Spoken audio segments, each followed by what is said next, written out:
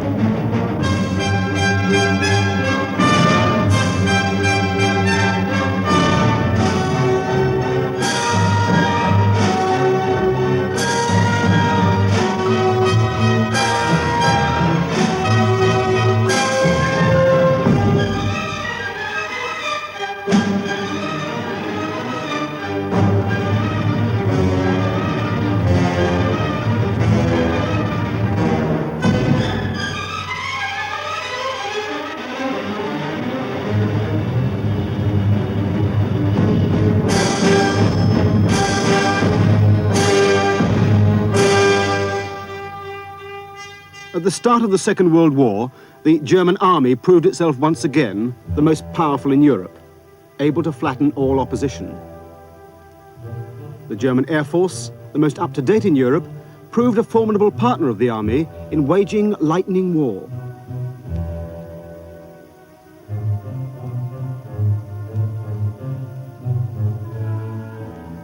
But the German service which came closest to defeating Britain was the German Navy, relatively small and starved of funds.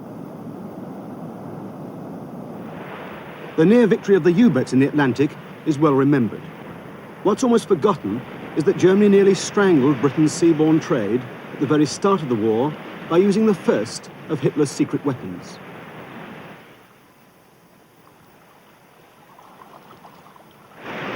On September the 3rd, 1939, within minutes of Britain's declaration of war, the German Navy began to lay mines in the North Sea.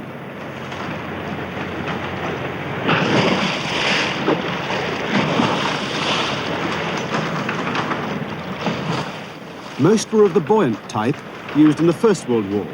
They could be anchored to the seabed to float at various depths. If a ship bumped into them, they exploded. The target of the German mining offensive was the shipping lanes, along which flowed 50 million tons of goods a year. They could be blocked by mines. The East Coast Lane, down which hundreds of ships brought to London its supply of northern coal, was most heavily attacked. The German Navy gave mining the highest priority. They ordered other types of warship to help the purpose-built mine layers. They used motor torpedo boats and destroyers. And they used U-boats to creep into harbours and estuaries where other ships might have been spotted. In one of the U-boats was Captain Meckel. I was commanding officer of U-19 in September, October 1939, and I laid mines around Inner Dowsing lightship in the estuary of the Humber. This operation was rather successful because on 9 mines, 3 ships were sunk. The mines were loaded into torpedo tubes and pushed out from the submerged boat. The steamship Magdeburg was the first victim on September the 10th off Aldeburgh. Others followed. Mines are laid in shallow waters. At low tide, parts of the shipping lanes were a graveyard of masts and funnels. The toll in lives was just as grim, and a stream of shock survivors began to flow from rescue ships into hospitals ashore.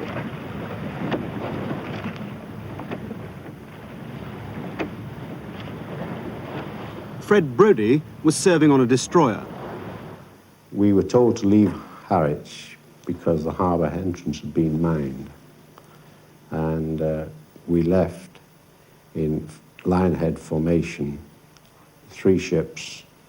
The first ship passed, well, we were told to pass to the wrong side of a certain buoy, and the first ship did pass to the wrong side of that buoy. A gypsy who was following astern of her hit the buoy and passed to the right side of it. And she immediately started to go astern, realizing that she was going into danger. We were astern of Gypsy, and we swung clear of Gypsy and went to the wrong side of the buoy. And as we passed Gypsy, she blew up. And she blew up amidships by about number 1 boiler room. And the flame and smoke all poured up out of from the forward funnel.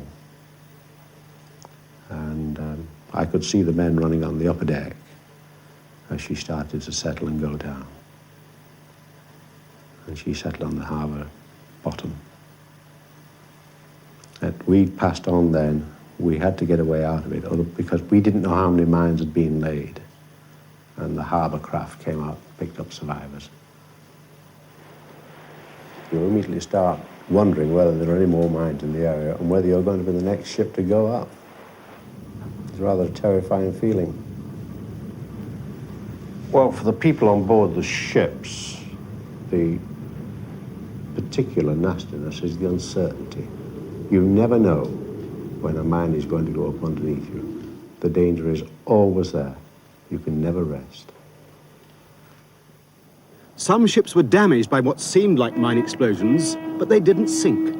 With help, they managed to make harbour. They had no great hole in the hull, but steel plates had split like eggshells. It was as though a giant sledgehammer had hit the ship. In dry dock, water poured out like a sieve.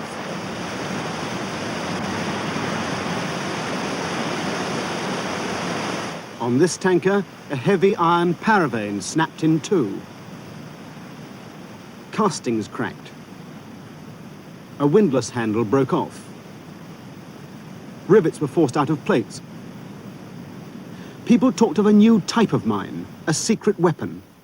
This may be someone's much heralded secret weapon. If so, I must concede him the first round. But this is going to be a combat where only the last round ends, and there will be no need for any referee to decide who has won that. Minesweeping and mine warfare was the job of a Royal Navy shore establishment in Portsmouth, HMS Vernon. Here, technical officers were assessing evidence for the existence of a new weapon. One was Lieutenant Commander Ouvry. One of the ships was heavily damaged, but was not sunk. And then again, the Belfast was not holed, but her back was broken. Therefore, it seemed that something had exploded, not in contact with her hull, but clear of her hull, and that was the influence of the ship that had caused the mine to explode. Such a mine was known as an influence mine.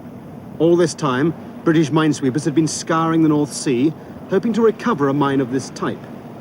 They used the ordinary type of sweep, a line trailed from a float, well behind and to one side of the ship. The line can be trailed at various depths, so as to cut the anchor cable of moored mines, forcing them to the surface. They recovered many mines, but all were of the contact type. None were influence mines. German mines washed up on the east coast were investigated by teams from HMS Vernon. In October and November, they investigated over 200. Pockets were emptied of jangling metal objects in case the mine was magnetic or acoustic, but they all turned out to be ordinary contact mines.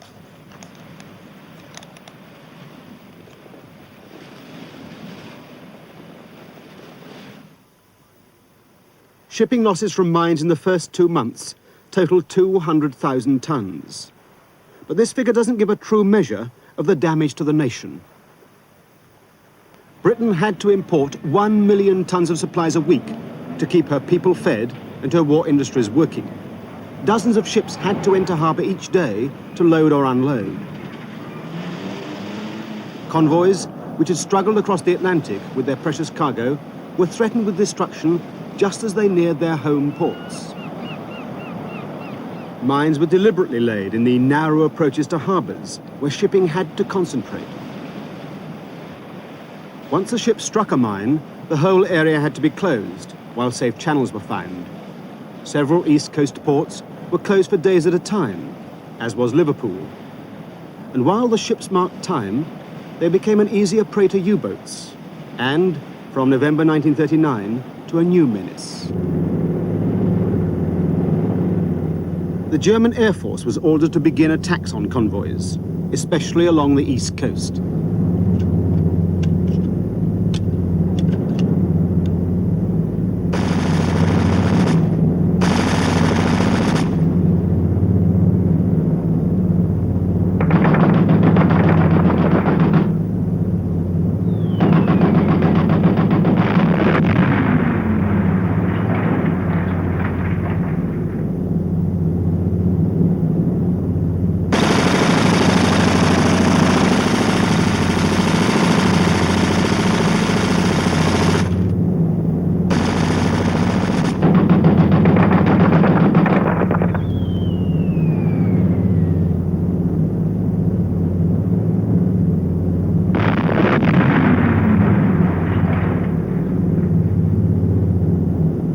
In November 1939, the mining campaign built up to a crisis. November the 13th, the cruiser Adventure mined in the Thames estuary, together with her escort destroyer Blanche and 4 other ships. November the 15th, the Dutch steamer Bolivar. November the 16th, the Japanese liner Terukuni Maru. November the 20th, the cruiser Belfast, her back broken. November the 21st, the Italian ship Fianona. With 15 ships sunk in 5 days, the Humber was closed. 70 ships were immobilized in the Thames, 200 off Dover. Here, the minesweeper Aragonite went down, the latest casualty in the frantic search for the mystery mine. And one of the trawlers converted into minesweepers, the Mastiff, had blown up in a heroic attempt to dredge up a mine with a fishing net. The outlook was grim.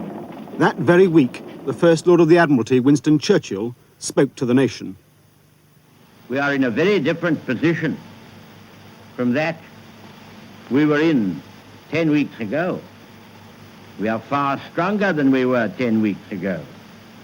We are far better prepared to endure the worst malice of Hitler and his Huns than we were at the beginning of September. Confident in public, behind the scenes gravely concerned, Churchill called a crisis meeting at the Admiralty. Unless a way of sweeping the mystery mine was found soon, defeat would follow. But to devise a sweep, the Navy had to recover an intact specimen. At any cost, added Churchill. Then, on the night of November the 21st, the Germans launched what could have been the death blow. They began laying mines from aircraft. Observers on the East Coast reported parachutes with what looked like sailors' kit bags attached to them. The next night, one was seen to drop in the Thames estuary. I was sitting at the DMS, Director of Minesweeping's office, and at about 10:30 to 11, he told me to go and get a bit of sleep. So I went down to a hotel in Northumberland Avenue, and after about half an hour, I had a telephone call saying, proceed to the Admiralty as soon as you possibly can, join up with Lieutenant Commander Lewis, and you'll be required to go down to Shoebury-Ness with him and deal with what is thought to be a German mine. Lieutenant Commander Lewis was another Vernon officer. They were intending to drop the mines in Southend Roads, where there were a lot of merchant ships at anchor. These two landed on a mudflat, part of the inter-service artillery range manned by the Army at Shoebury-Ness. So we had Army personnel available as working party, we had workshops available, we had transport available which could operate on the mud, we had photographers available, we had every single facility that we could possibly have. They couldn't have chosen a better spot so far as Great Britain was concerned.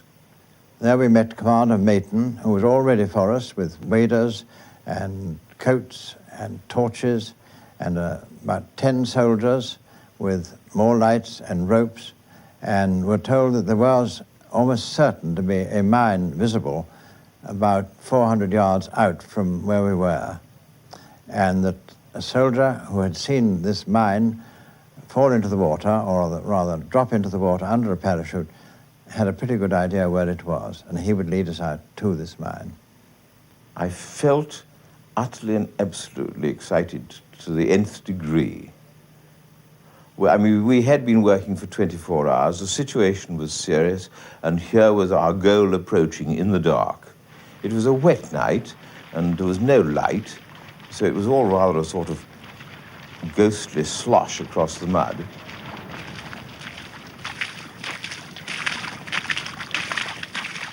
What took place that night and the next day is reenacted with the original mine by present-day Army and Navy personnel.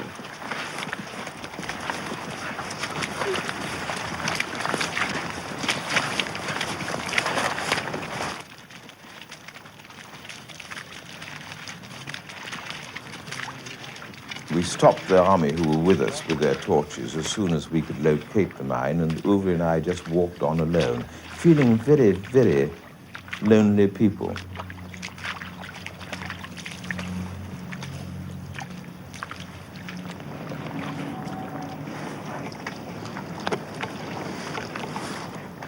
We looked at it extremely carefully.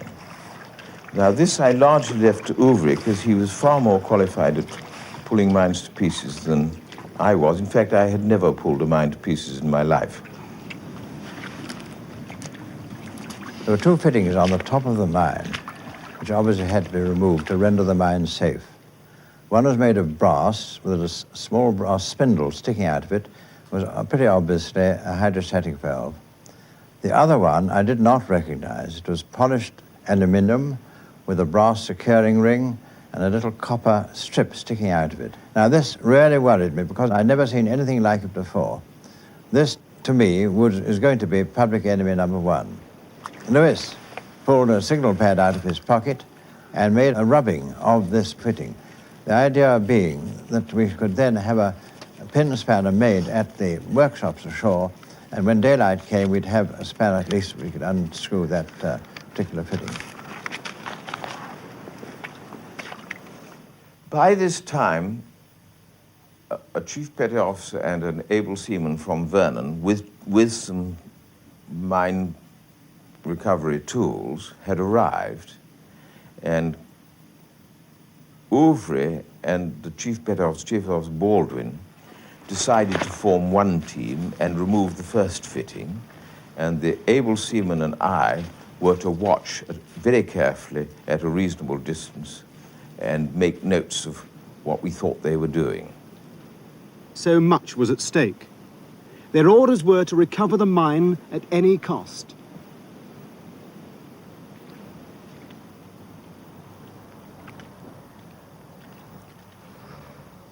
When we got to the mine, I really wasn't afraid as such, but just absolutely keyed up and determined. What I was worried about was that aluminium fitting.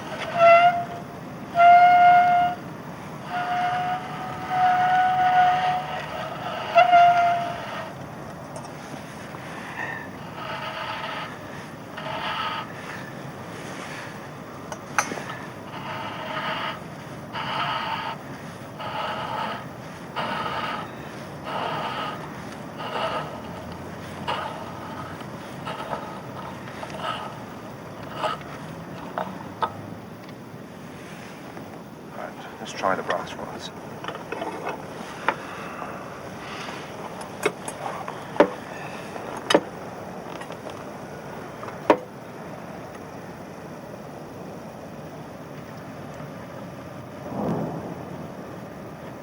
I then got hold of it with my hand and very carefully lifted it up. I thought it might be a magnetic needle or some magnetic device, so I lifted it up very slowly so as not to move it quickly in the Earth's magnetic field. I thought that might be fatal. When I got it clear of the mine itself, I saw underneath a polished cup screwed into the bottom of this fitting, which was aluminium. And that I recognized as a gain or form of detonator. If the mine had gone off over and Baldwin would have disappeared too, an explosion like that in that mud would, I should think, make a hole about a cricket pitch in diameter and about 6 or 7 feet deep. The next thing I should do was to call in Lewis and Burncombe, the able seamen, turn over the mine and start on the 2 fittings underneath. The spring in the tail was to eject the parachute.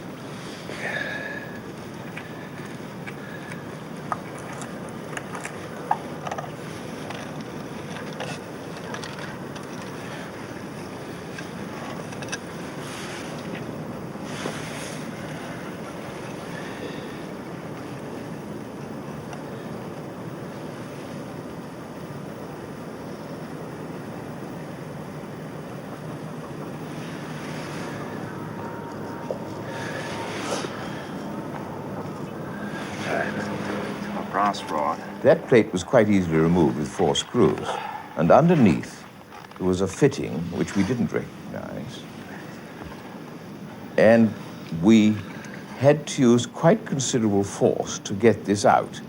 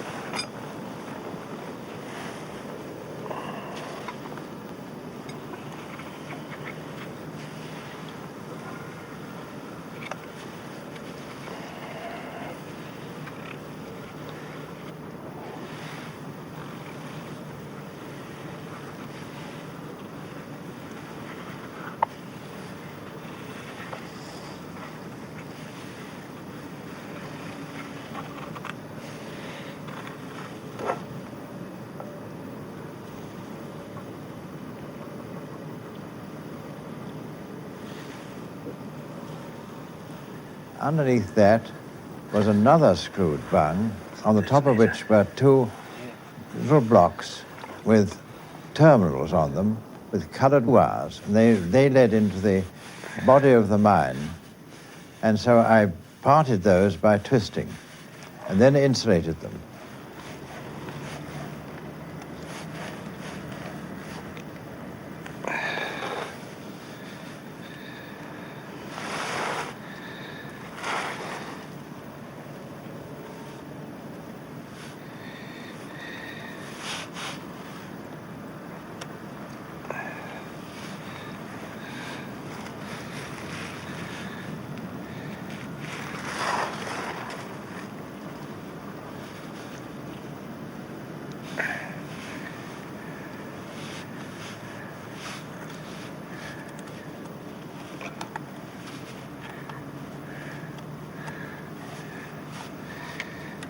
Right, the screwdriver. Now we had to remove this, what looked really like a detonator carrier, but I wasn't sure. And I did this with a large screwdriver sent up from Vernon, non-magnetic screwdriver.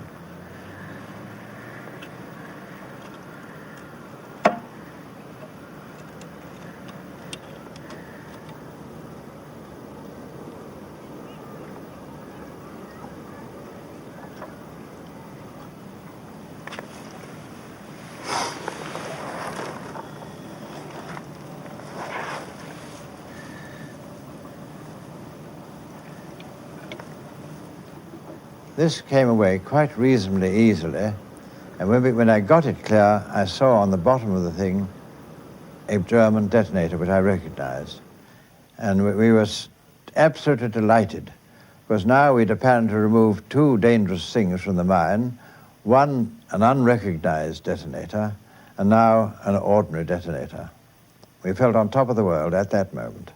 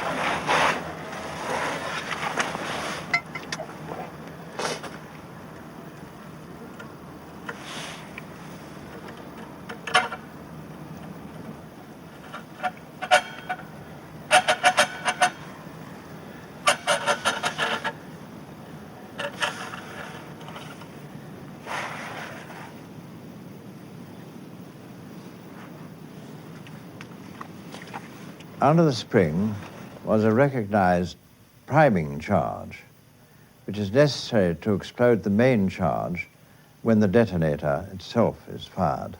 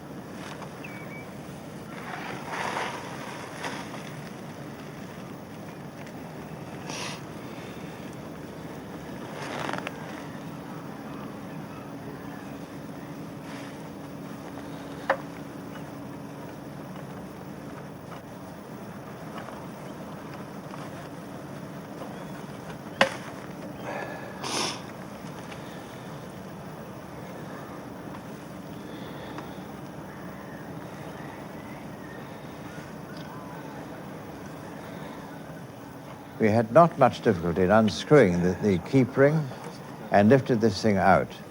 And it was connected by something inside the mine by 5 colored leads. These we severed, as usual, and insulated them. And now we had the fittings clear of the mine, and we looked upon our job for the moment as complete. The next thing to do was to send the mine ashore, so I signaled to the soldiers on the beach to send out a Caterpillar tractor with a crane, and very shortly they came out and loaded the mine onto the tractor. We ourselves then walked inshore with our 4 fittings. It was rather like you feel after you've finished some intensely physical exertion and won. The mine arrived at Portsmouth on the following evening, November the 24th. It was taken to a laboratory at HMS Vernon, where a small team of scientists would finally discover how it worked. The fact of its recovery was to remain a closely guarded secret.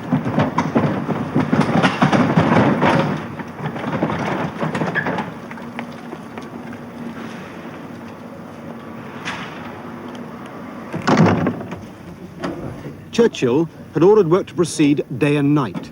In the event, one night was enough.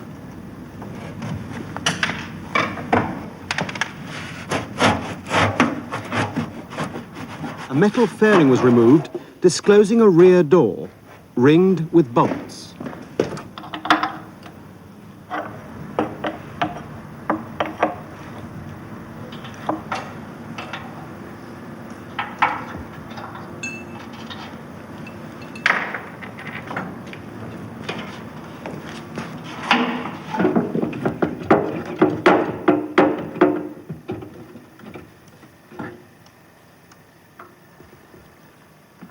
They found an aluminium dome set in a rubber diaphragm.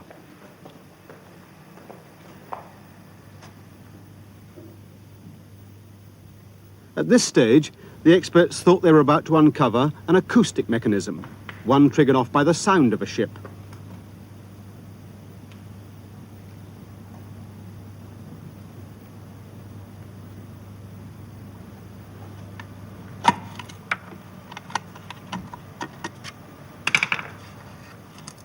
But under the dome, a scale was revealed with the word Gauss.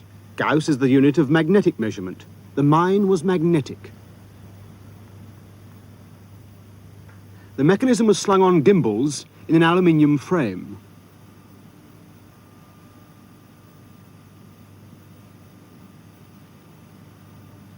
Inside this oblong aluminium box was a flat magnet, which acted rather like a compass needle, except that it swung vertically on its pivots, not horizontally.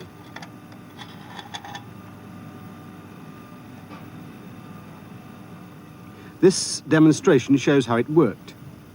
Steel ships behave like a magnet. When a ship passed over the mine, the needle was repelled downwards, closing an electrical circuit which exploded the mine. The last fitting Ouvry had removed was in fact a clock. If the mine fell into the sea, water seeped through the hydrostatic valve and its pressure started the mechanism. This ran for 24 minutes before connecting a battery to the electrical circuit. But the detonator had to be armed, that is, brought into contact with the priming charge, which has to explode in order to set off the mine's main charge. Arming is brought about by water pressure. As water seeps through the hydrostatic valve, it pushes a plate. This forces the spring plunger to push rings of primary explosive round the detonator. With the detonator armed and the battery switched on by the clock, it only requires a passing ship to deflect the needle downwards, closing the circuit, to detonate the mine. The first fitting Ouvry had removed had nothing to do with this circuit. It was a separate detonator, intended to prevent the mine being recovered by an enemy. The copper strip on the top was a safety device. It should have been torn off before the mine was dropped. If it fell into the sea, water pressure stopped it working. But if it fell on land, after 7 seconds any jolt would detonate it, and the mine. Seldom have so few men won so important a victory. On December the 19th, 1939, King George VI visited Portsmouth and HMS Vernon.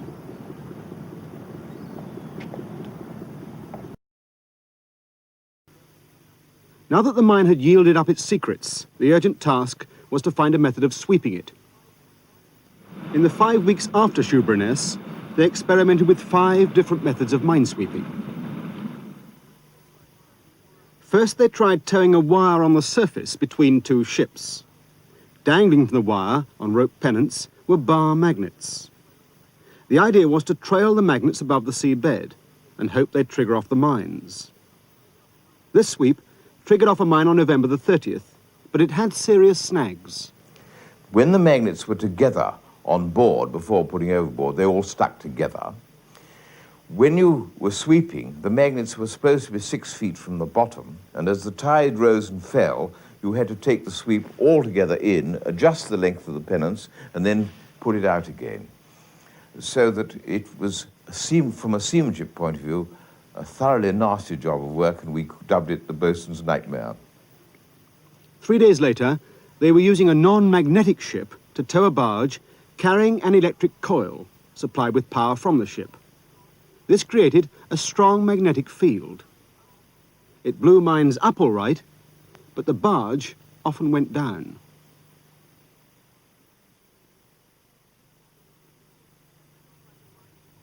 Then they tried the mine destructor ship, a converted collier. This had an electromagnet in her bows weighing 500 tons. It was intended to project a magnetic field forward and explode mines well ahead of the ship. It exploded its first mine on January the 4th, 1940, but still suffered considerable damage. The pilot's nightmare was the RAF contribution. Wellington bombers, fitted with a magnetic coil weighing 2.5 tons and fed with current from a large generator.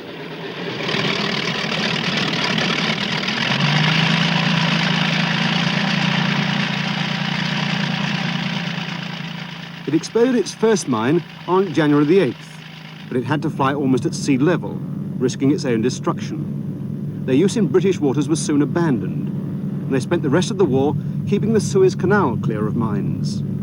The problem was to find a sweep which didn't damage the sweeper. Meanwhile, Dr. Charles Goodeve, a Canadian scientist turned sailor, had been developing another idea.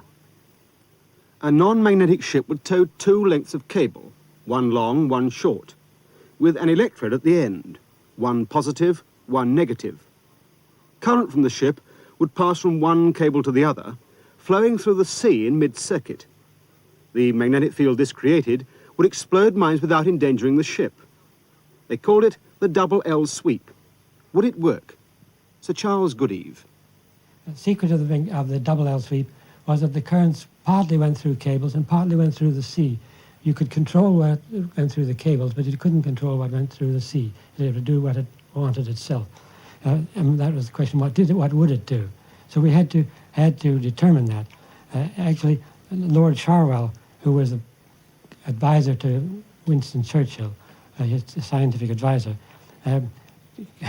did some calculations and showed that the currents through the sea would go the wrong way and compensate everything that was being done in the cables. The crucial experiment to prove the feasibility of the double L sweep took place on a December morning on the Canoe Lake at Southsea. I don't know of any other lake, Pleasure Lake, which is filled with salt water. But salt, of course, has a very big effect on the conductivity of water. In fact, if there's no salt, there's practically no conductivity at all. You couldn't operate the double L in a freshwater river, for example, here, because it doesn't conduct the current well enough. That December morning, passers-by would have been surprised to see model ships being towed backwards and forwards by sailors. This is what the public were meant to see. The sailors were part of a cover plan. They'd been told they were testing a method for detecting enemy ships. Meanwhile, the real experiment was taking place. On the floor of the lake were 2 cables, connected to batteries in a lorry. When the sailors had created enough diversion, Goodeve's assistants rowed across the area where the cables lay. In the boat was a box, connected to the magnetic unit of the Shoeburyness mine. When the current was switched on, it flowed between the cables, precisely as Goodeve had predicted. The instrument showed the resulting magnetic field was strong enough to detonate the mine.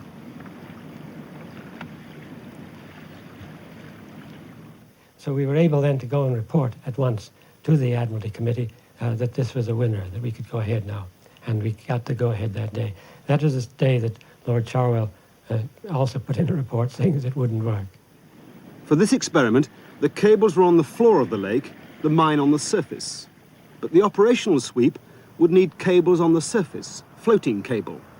None was known to exist. They had to go anyway. We had to tow 500 yards of 1-inch electric cable supported by a series of spars tied together with wire strops, and towing 500 yards of that round the Thames estuary and getting it off a beach with groins and breakwaters on it in the very cold winter of 1939-40 was a thankless task and an impossible task, and we never got it over a mine. A desperate call went out to two British cable manufacturers. Both were able to come up with a solution. One of them gave the copper cable buoyancy by using tennis balls. The first floating cable was ready in 3 weeks and went into quantity production. By early February, the double L sweep was at sea.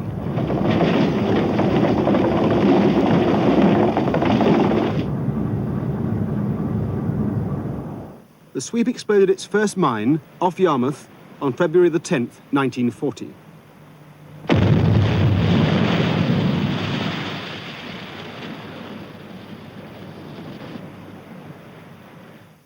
In the final version, 2 ships were used, each towing 2 cables. The ships pulsed in current simultaneously for 6 seconds at a time, enough to explode any mines. Each pulse cleared 10 acres of seabed, leaving a channel 300 yards wide for other ships to follow in safety. The double L sweep was so successful, it made all other methods against magnetic mines redundant. 300 minesweepers were quickly built to carry it. But while this astonishing effort was going on, scientists were also working at full speed on making ships immune by demagnetizing them. The lines of force of the Earth's magnetic field are represented here by white lines. The strength of the field in a given area is shown by the number of lines. The more the lines, the stronger the field. The German mine was set to remain inactive in the Earth's normal magnetic field, but a steel ship increases the strength of the Earth's field beneath it. Measured in a unit called a milligauss, the strength of the field under the ship can be plotted as a curve. The curve is known as the ship's magnetic signature. The German mine was set to go off at about 50 milligauss. It would explode right under the middle of most ships. Demagnetization aimed at reducing the magnetic signature to a harmless level. Within a few days of recovering the Shoeburyness mine, experiments were begun on the cruiser Manchester.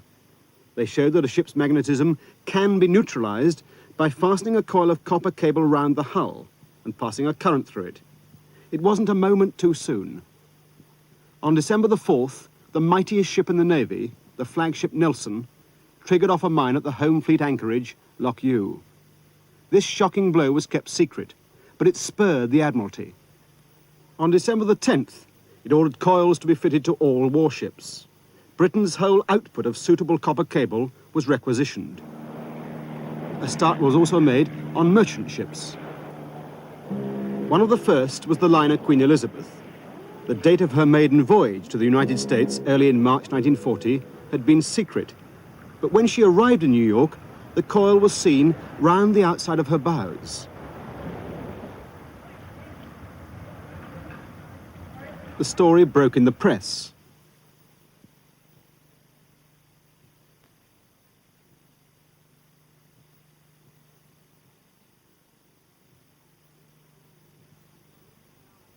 The Germans now knew countermeasures were underway, but the publicity had a tonic effect on Allied morale.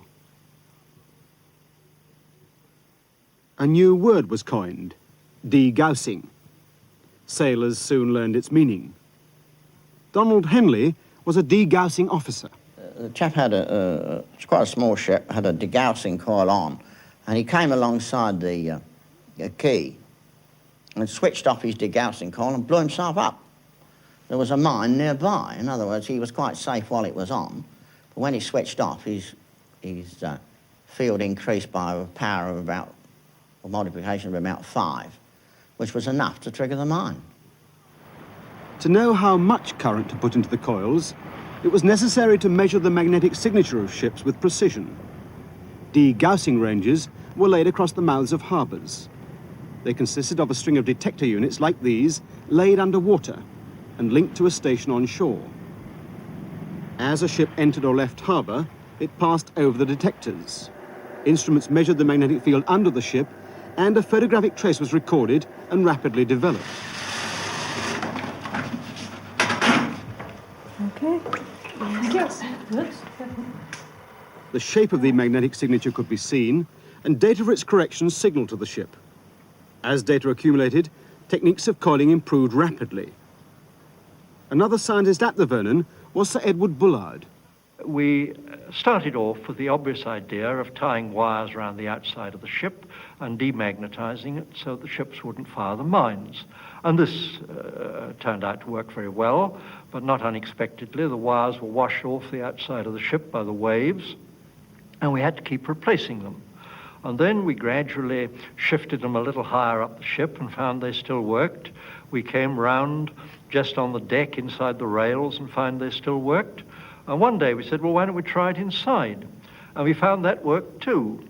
And then suddenly one day I realized that if we'd known anything about electromagnetism, we should have seen this from the start. I've never had such a red face in my life as when I suddenly realized that you could even put the things in steel tubes and it would still work. It wouldn't be screened from the outside. Extraordinary gap in our knowledge. I think the reason was that most physicists were interested in other things and none of us really knew much about the problems. Scientific modesty can't obscure the value of degaussing coils in saving countless ships and countless lives throughout the war. I myself have seen a merchant ship's crew refuse to put to sea because the DG coil had been damaged and was out of action due to manoeuvring tanks in the hold. And the tank had gone through the coil. And they literally refused to go to sea until something was done.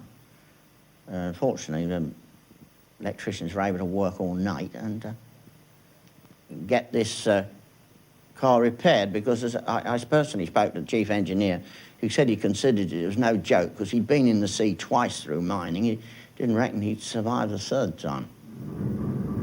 But even fitting coils at the rate of 200 a week couldn't give protection fast enough to the 10,000 ships in Lloyd's register. And in any case, there were many small ships without the generating power to keep a coil permanently energized. Many of these were coastal craft, most at risk from mines. Once again, the answer came from Dr. Goodeve. By January 1940, he'd devised a simpler process for demagnetizing. The ship was brought alongside a degaussing station. A cable was slung along one side of the hull and lowered to the keel. Flash, 1,000 amps.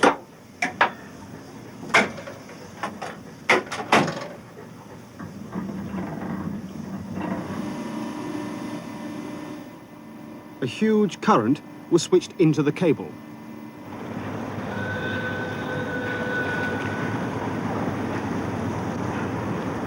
As the cable moved up, the huge current neutralized the magnetism in the steel plates. The process came to be known as wiping. It only gave protection for 6 months, but several small ships could be done in a day. Degaussing was carried out on a massive scale. In 5 months, 1,000 ships were wiped, 2,000 were equipped with coils. I had about 50